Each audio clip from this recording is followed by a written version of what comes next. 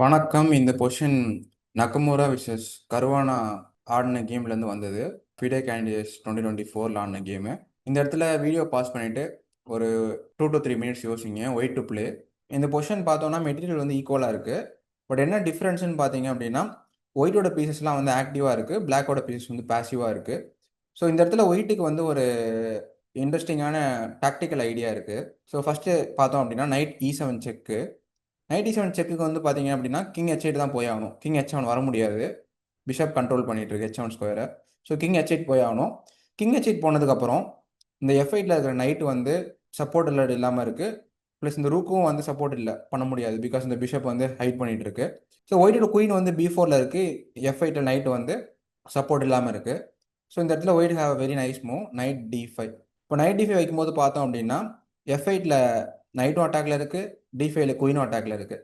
இப்போ அந்த குயினால F8 நைட்டை product பண்ண முடியாது. குயினை நவுத்துனா F8ல நைட்டு போகுது. லைக் இப்போ சீனி D5 கேப்சர் பண்ணால் குயின் அண்ட் F5 அடிச்சு செக்மேட் ஆகுது. ஸோ இந்த பொசிஷனில் இந்த night E7 night D5 tactics idea வச்சு நக்கமுரா வின் பண்ணிட்டாங்க. ஸோ நீங்கள் இந்த night E7 night D5 idea கண்டுபிடிச்சிங்களான்னு கமெண்ட்டில் மென்ஷன் பண்ணுங்கள். இந்த வீடியோ பிடிச்சிருந்தா லைக் பண்ணுங்கள், உங்கள் ஃப்ரெண்ட்ஸுக்கு ஷேர் பண்ணுங்கள், சேனல் சப்ஸ்கிரைப் பண்ணுங்கள். நெக்ஸ்ட் வீடியோவில் பார்க்கலாம். Bye by.